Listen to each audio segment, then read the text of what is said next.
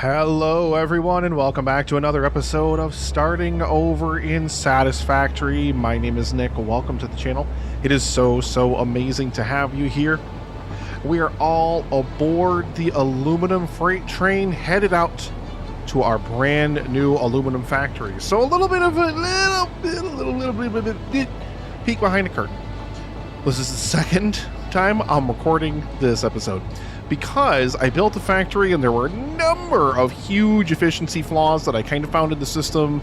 I didn't have everything designed 100% perfectly, so I had to change a whole bunch of different things. And, you know, I'll kind of point those things out as we go. But we are headed out through the canyons of death that I legitimately... so much death. So much death, so many explosives, so many rifle rounds used, but I'm thrilled. I'm absolutely thrilled to have gotten this factory built. I'm so proud of it. I really tried to do something a little bit different with it design-wise. I really wanted it to look a lot more unique and have a lot more color and designs, at least whatever Satisfactory with its limited tools allows you to do. I love the Iron Factory and stuff, don't get me wrong, but they're just big blue boxes with windows, and I really kind of wanted to try to do something that had a little bit more of a unique shape, and I wanted to try to do something that had some different elements to it, and we'll see those when we get out there. I don't know, I'm probably still not 100% on the efficiency of everything, and we're still adding more and more infrastructure out here as we go, but we got to get drone technology unlocked so I can start moving other resources around to different places, and I really want to get drone platforms set up for all that stuff. I love coming through these woods here. We're getting close when we hit the blue tree. I know I know that. We're gonna see like some water extractors coming up over here on the side, and there it is. Welcome to the aluminum factory. As we enter this absolute behemoth of a building through the doors that will not stay open no matter what I do. I really don't understand why they won't. That's the only door without like a frame that surrounds it. So like right now they're in always open mode, I believe. So if we switch it to automatic mode, like maybe it'll open. Maybe not. I don't know. I don't get why these doors don't work. But if I come over here, to this exit, yeah, those work fine. Just perfectly fine. Nothing wrong with them. Perfectly fine. But I guess while we're here, we can come out here and we can take a look at quote-unquote the main entrance of the factory. And oh, I forgot to bring my stuff. Uh-oh. But yeah, you can see the front entrance of the factory here. You can also see I tried to do some stuff with some different colors and whatnot. We've got gray in here. We've got this band of stuff in here. Can I ask a question? Coffee Stain developers, just a question. Why does this 4-meter basic wall cost the same as this 1-meter basic wall? Because I initially designed the entire shell of the building and I built like half of it with just the basic 4M walls. And I really, like, you just can't, like, you got to paint those all one color. It's just like the Iron Factory, you've got to do it all in one color. And I didn't want to do that. So I was like, how can I change this? How can I make this look a little more unique? I'm like, well, what if I use these little 1M walls to fill in the gaps where I would normally put those big walls? And then I kind of can add bands of paint, different colors of paint, instead of just having to kind of do things a little bit more, you know, unique like that. So I love it, but it cost 4 times as much concrete and iron plates to do it this way. And I had to keep going back because I kept running out of materials. Like I had so much of it with me when I came over here. I ran back over. I got more. Insanity. Please fix that. Please. I'm begging. I do have so much to show you guys, so we got to get inside of the factory and start kind of taking a look at all the different things in here. Now, this train station used to be a little bit different. This used to have only 3 freight platforms in here, but we had to add a platform. Whoa, didn't even realize I was on the stairs. This kind of works out better. I had to add a 4th freight platform in here for coal, which I'm now bringing over from the waterfall as well.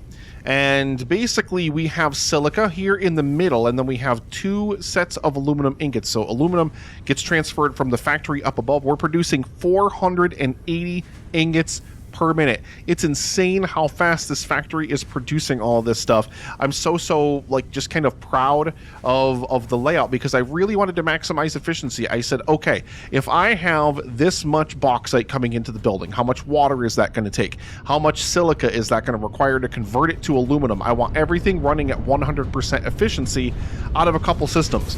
So over here is kind of where everything begins. And you can see we have our bauxite coming down from the ceiling right there. We've got one of our miners is out here. This is going to feed some other stuff. I'll show you that later. And then over here up on top of the cliff, we saw this in the last episode, that is our pure bauxite deposit up there. We have this conveyor coming into the top of the building and coming in down vertically through here.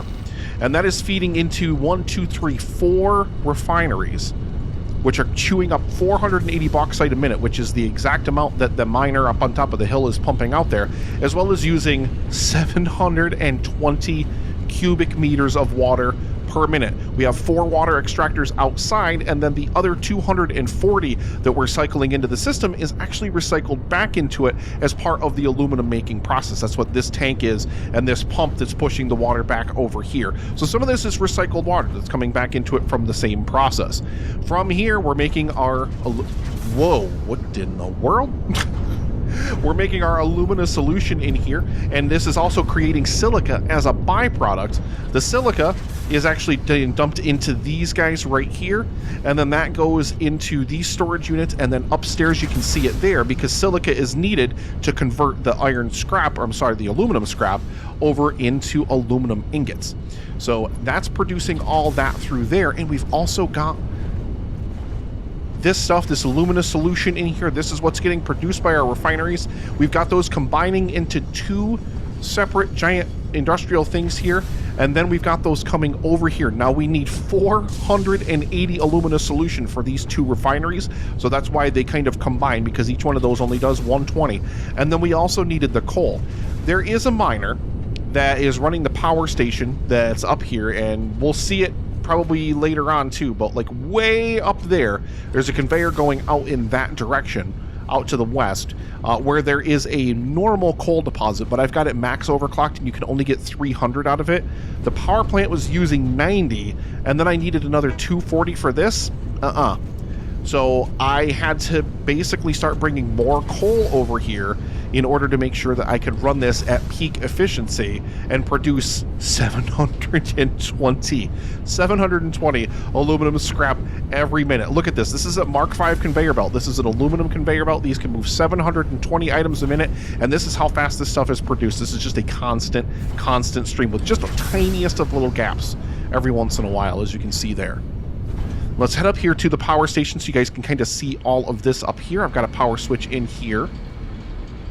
And I'll probably cut in here. I did at least cut like the moment of like flipping the switch on for the first time and kind of seeing everything get energized for the first time. I'll probably include that footage from the original attempt I made at this video. We've got our water extractors out here pumping our water in. These are max overclocked because these are max overclocked. We're only using 180 to 200 coal for this entire system. I'm producing 300, so you know, it is what it is.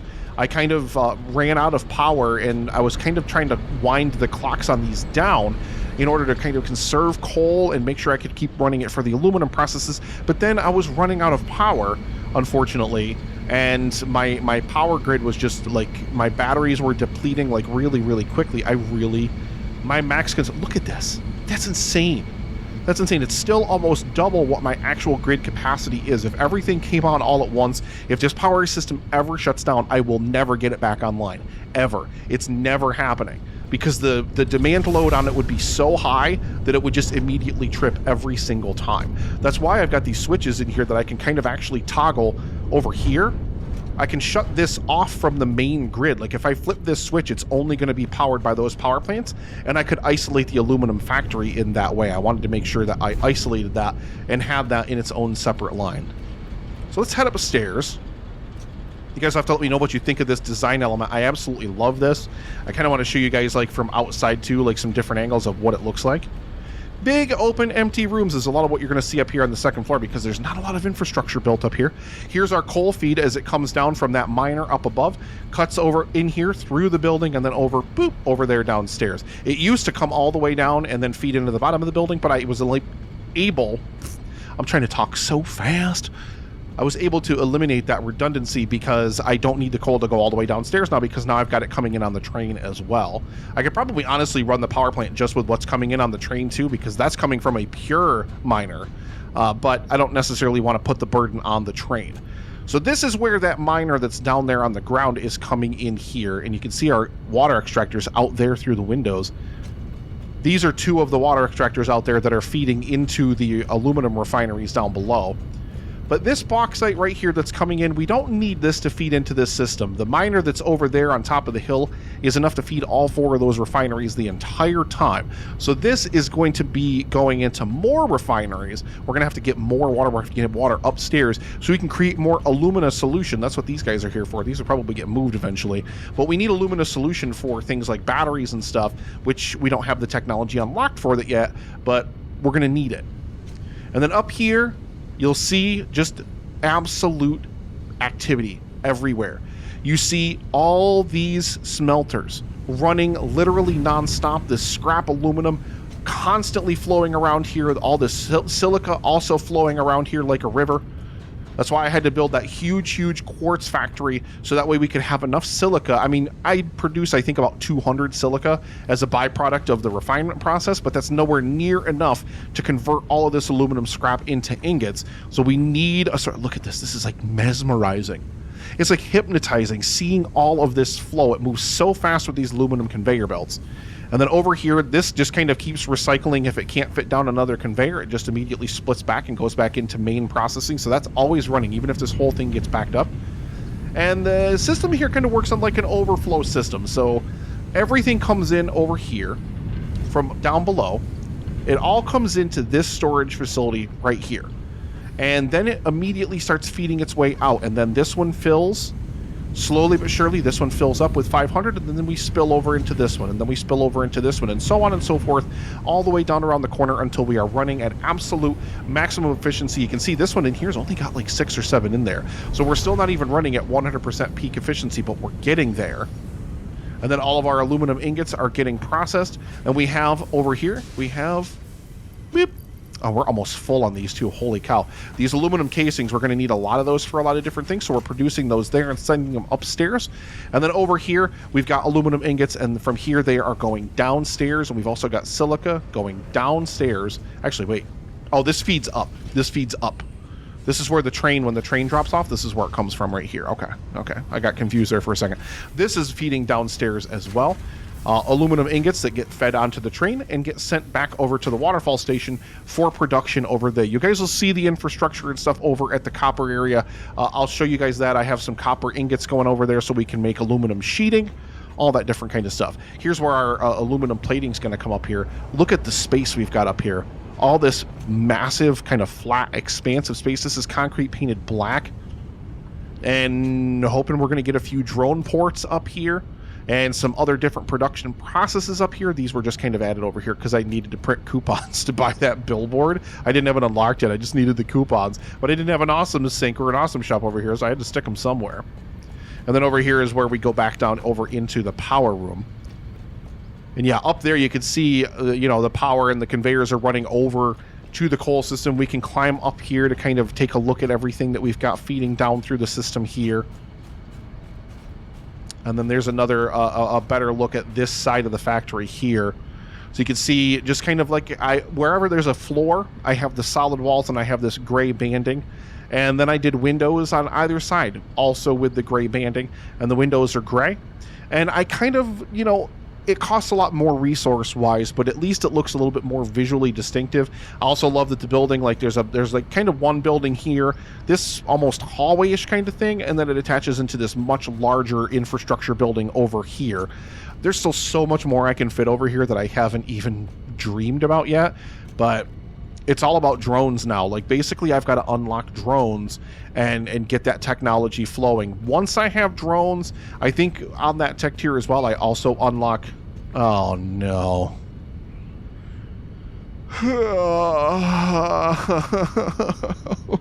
No.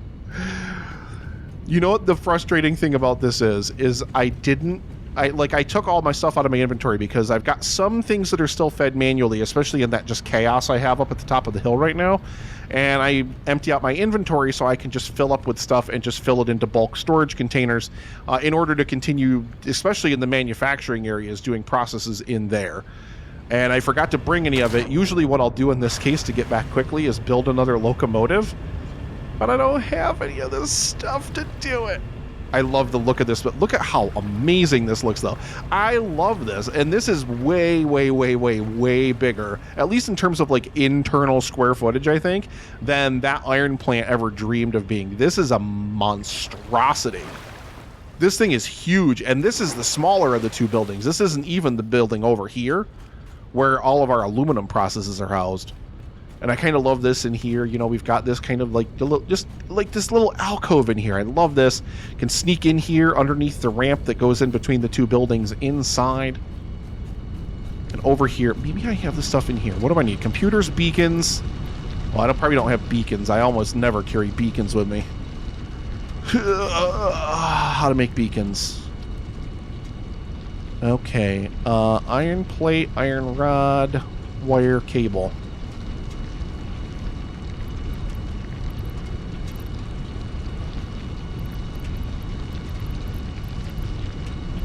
I don't have any iron plates. You are kidding me. Well.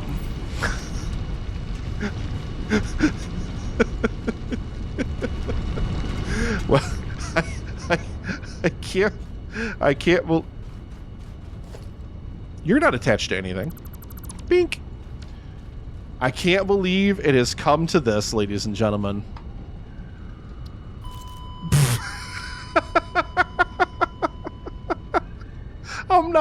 I am not walking this train track all the way back over to the other side. I'm not doing it. I'm not doing it. I absolutely refuse to do it. I mean, I tell you, these two must have been humming for one of these freight cars to land way up here. Oh, what a mess. Yeah, I really need to figure out how to use those path and block signals so that way this doesn't happen. Usually it's okay. Usually they won't. You know, one of them like takes a lot longer because it has to go all the way out to that aluminum factory. So usually they're not as bad. But yeah, the locomotive's way over there. What?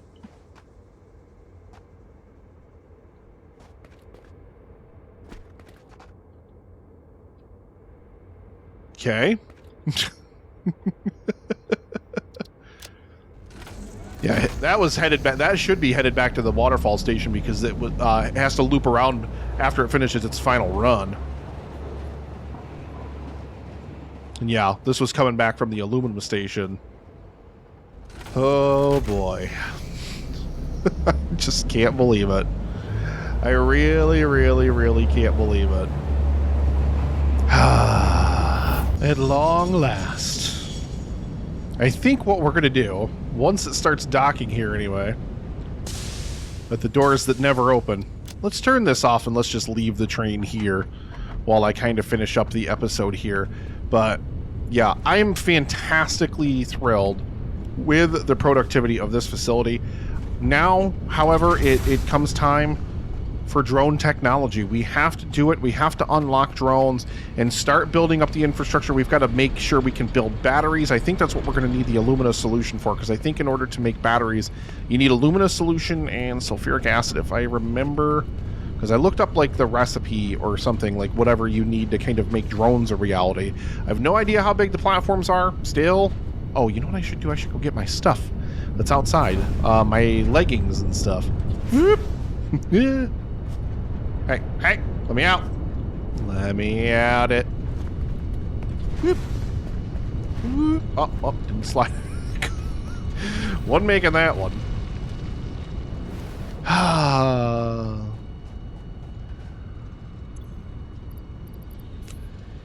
Oh, right, I did have all this other stuff. I love that I took, like, the sword that was in my inventory, but completely forgot about, like, all the stuff that I just have in my hands anyway. boy, oh boy, oh boy. Give me that.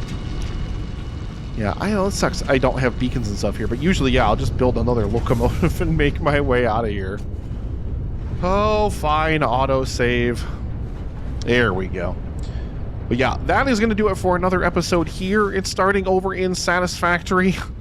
I really need to figure out how stupid train signals work. I really do. I also need to get some lighting in here. This factory, I mean, is with everything else I have in this game, not done. But we needed the drone platforms to be able to kind of start finalizing some of our designs and really start building up these factories, because I really want to start linking all these different things together in all these beautiful ways to make everything as perfectly efficient as I can, avoiding as much conveyor spaghetti as I possibly can. We do not want a repeat of my previous base. I'll show a screenshot of it in here just in case anyone didn't catch whatever episode it was that I showed it in before.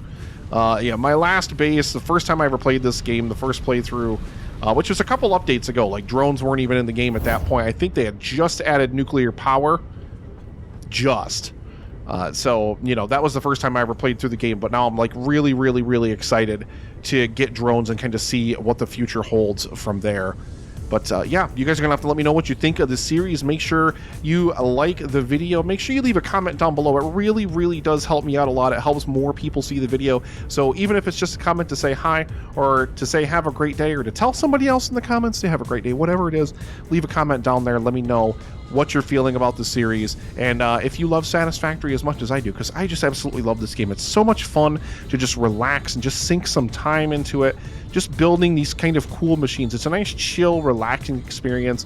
There's not a lot of stress to it unless you're running around in one of those caves and all those stupid little spider things are spitting acid at you. I should really turn on the arachnophobia mode, because it just makes them all look like giant cat heads. Maybe I'll do that next time I decide I'm going to go wandering out to find something.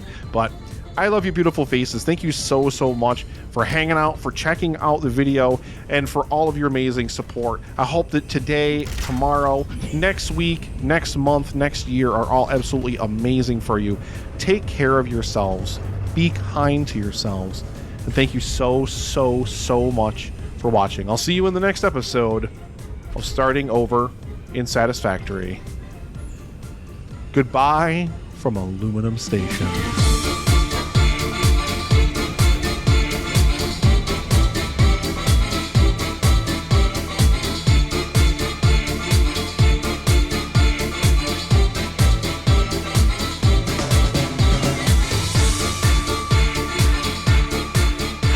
Get down there and fix these stupid trains. Oh no! Oh no!